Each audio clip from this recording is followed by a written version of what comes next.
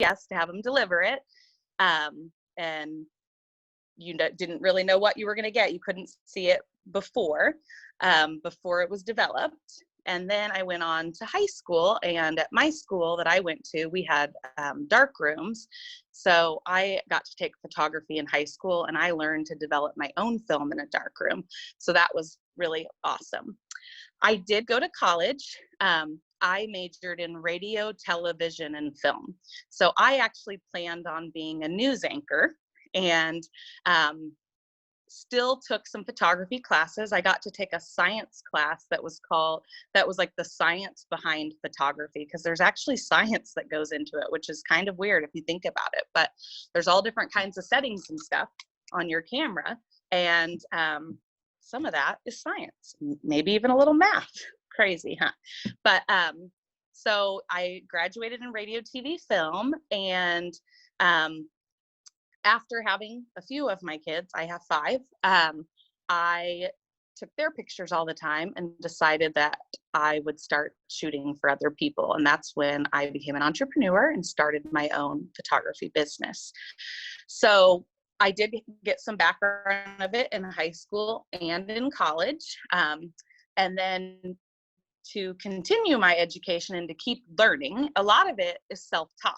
So if you want to be a photographer or you are interested in it, then a lot of it you're going to learn from doing it. So just like if you're playing ball or you're on a swimming team, like the way that you get better is by practicing. So that we have a camera in our hands, the better to be. So my kind of motto always is that I have not taken my best picture yet. So some people say, like, what's the best picture you've taken? Well, I haven't actually taken it yet, because I just know every one that I keep taking, I'm going to get better and better at because of the practice and all of that. So if you want to do it, the more you take, the better. And I liked how the picture of the dog that came up, how you guys took that picture in 3 different times a day to see the way the light affects pieces of advice that I know is how light can affect your picture. So you kind of develop your own way of doing your own, like how you become known for your pictures. And light is one of my biggest things in that. Love, connection, and light. Those are the things that I want to include. So I don't like to shoot at noon as much. I will, and I have to because weddings and things, but I do try to shoot in the early morning or the evening to get that really good light. And I feel like that's one of the ways that my pictures have become known for that. And that stuff is learned through trial, experience, being self-taught. But I feel like, just like when I go to the hairdresser, I love that she takes new classes on how to highlight hair, or, different clinics and things that people can go to. I try to do a photography workshop or a class online or in person each year, just to keep fresh in trends and what's going on, and to sorry, I just saw the comments pop up, so I got distracted. But so anyway, I just saw that asking if I do travel in my business, and I do travel. If people hire me that are in different areas, I'll travel to for a session. We travel for weddings. And one of my biggest things is when I travel with my family, that's when I really get a shoot for myself and take some, awesome and fun pictures. So anyway, so being taught and through, your schooling and education, a lot of it is learning from experience. So just the more you shoot, the better.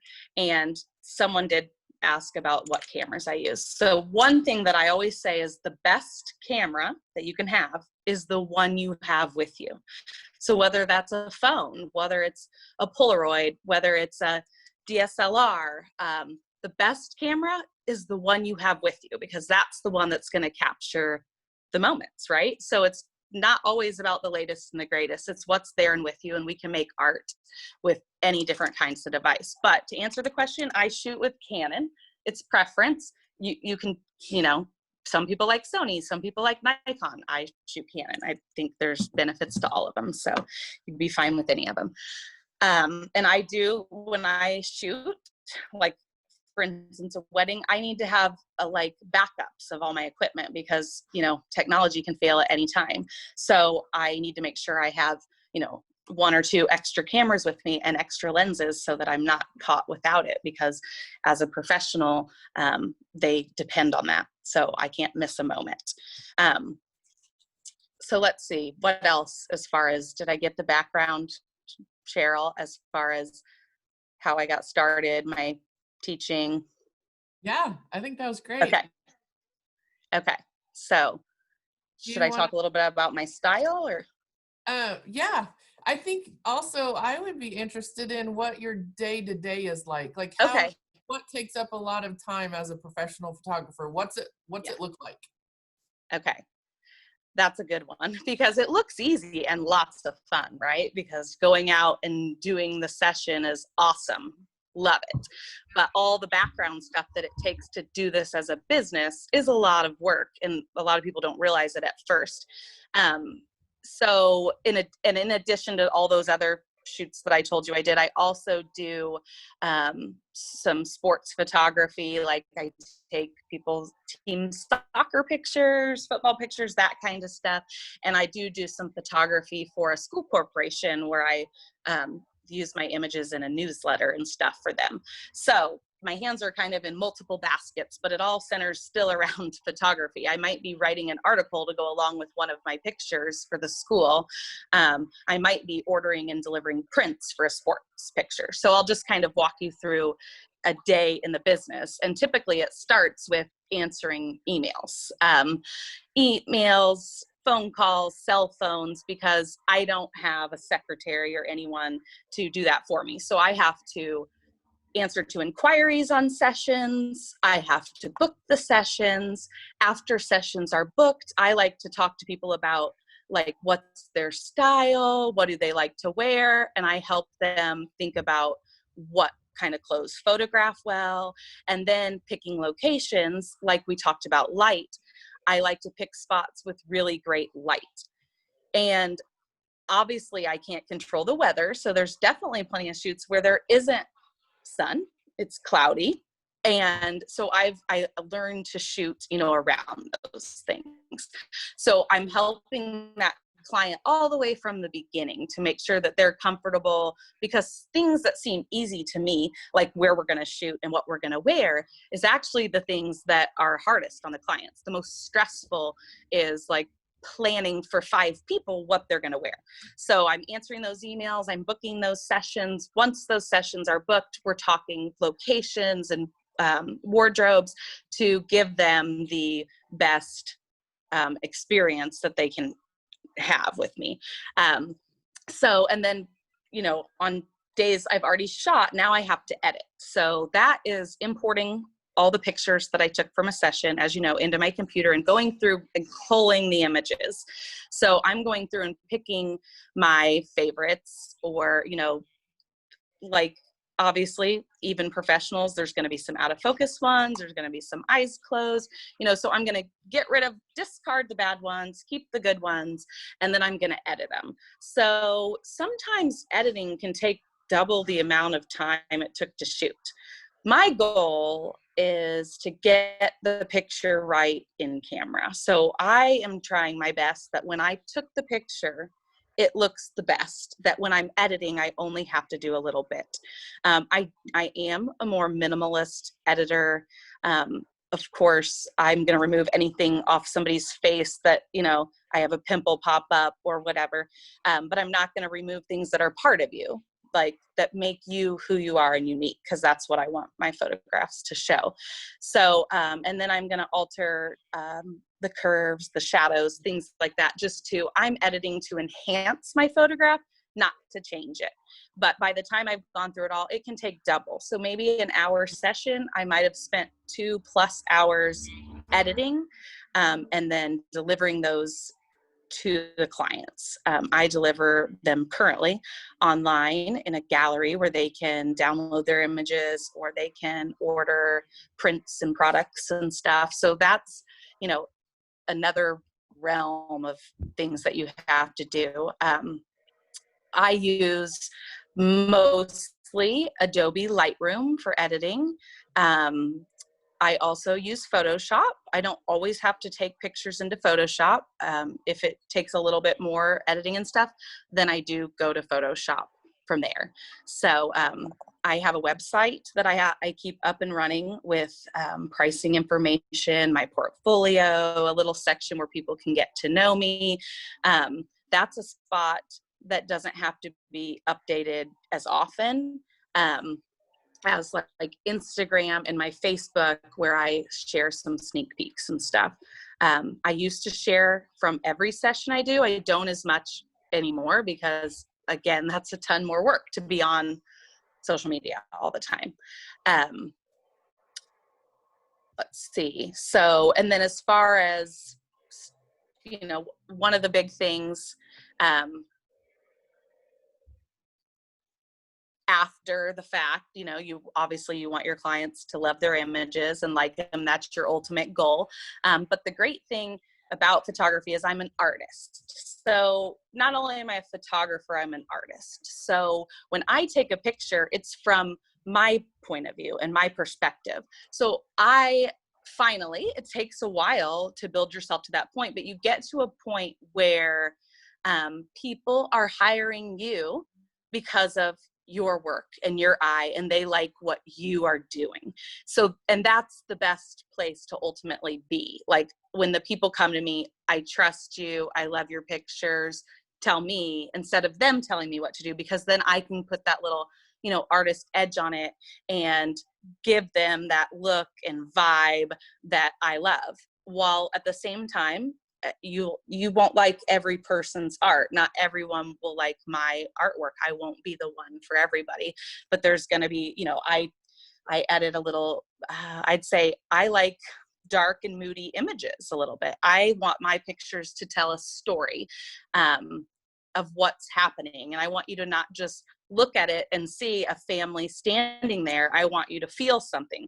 So that's where the light comes in and movement. I like to capture movement in my photographs. So we're dancing and we're playing and we're hanging out. We're close. People are touching to get that movement and that connection.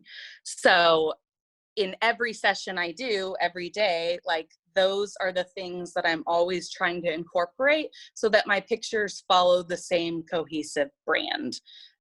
So that when people hopefully look online or wherever at my portfolio, they know that Jen took that picture, because it's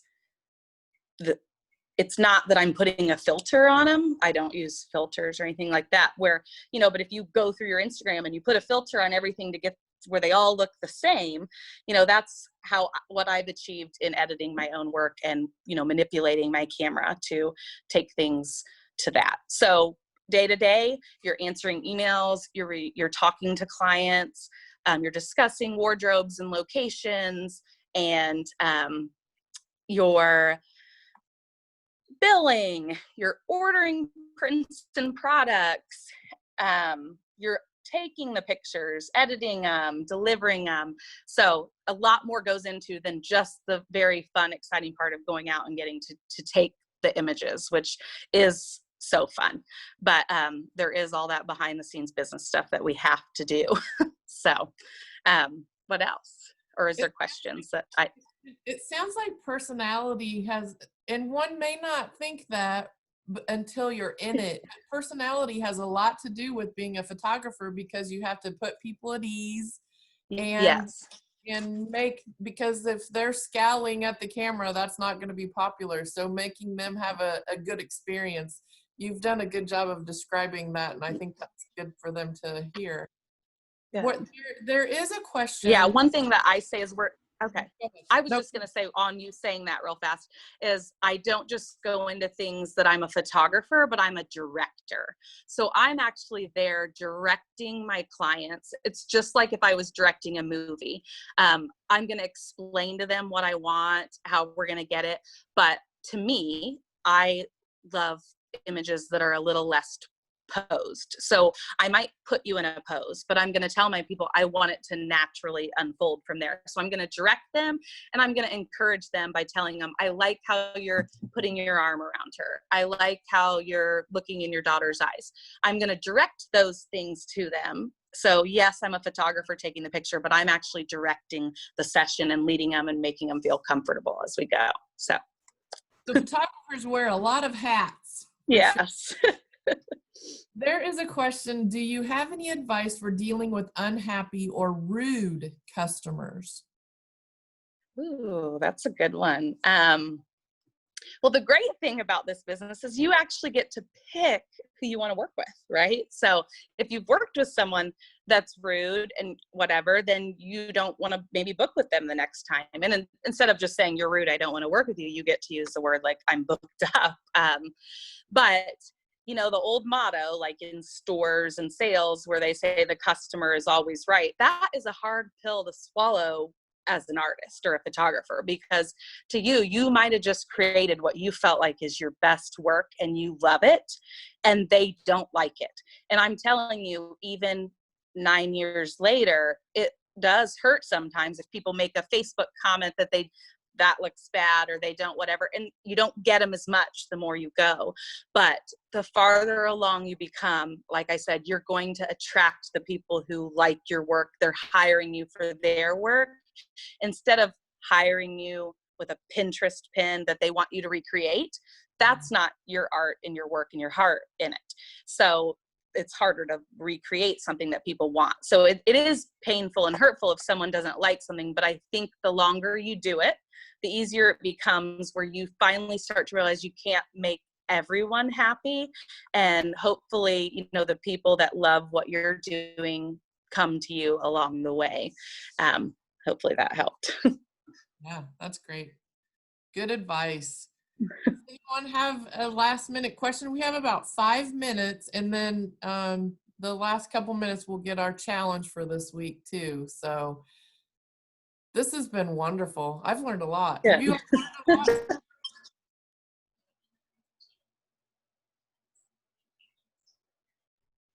So, okay, wait, there might, oh yeah, sure, Gabriel. Yeah, go ahead. So kind of like what Jen was talking about earlier, I do have a pretty nice camera, but I didn't always have that, and like I have a computer that I could edit on. But I think the first year that I did photography in 4-H, I had an iPhone 4, and that is what I took pictures on. And I think I did 2 of them, maybe 2 pictures, and they both got blue ribbons. So it doesn't really matter what you take your picture on, just as long as you're a good photographer. Right. That's exactly right. Like, and that goes back to the whole, like we talked about, the best camera is the one you have with you. So when you're early on, you do feel like you want the best. And in photography, it's hard because technology is always changing, and there's more latest and greatest coming out, and you feel like, you know, a fraud or something if you're using a camera that's not the highest end or the newest. But the truth is, like, I could give this camera to anyone who doesn't, you know, isn't a photographer, doesn't have the eye. Number one, it'd be really hard for them to even figure out the settings on it. But that even if I set it all, they might not get the same quality of image that I do. Same with a cell phone. You might be able to get really awesome pictures with your iPhone or your Samsung that other people can't, because they don't have the eye, they don't have the passion, they aren't seeing the world through your eyes. And so through photography, like, this is how you are seeing the world. So when I take pictures of other people, like, I want them to see how beautiful I see them in their moments. Like, they might not feel beautiful or see it. So it's my job to show them those beautiful moments. And it isn't necessarily the camera that will do it. I can take a picture with a phone and someone can be, you know, can feel really, really empowered seeing it. So whatever if you're really interested in photography, whatever you have at your disposal to use, that's what you use right now to learn it and to see it and to experiment with it. Like, you don't have to run out and get the latest and the greatest. I saw someone asked about if COVID-19 had affected my business. And yes, it did. I had to close my business on May 23rd. I shoot 1 to 2 weddings a week, or a month, sorry, that's all. I only take 12 weddings a year. That's how many weddings that I'll do. And I had 2 weddings have to be rescheduled. I told you I did all the youth sports pictures.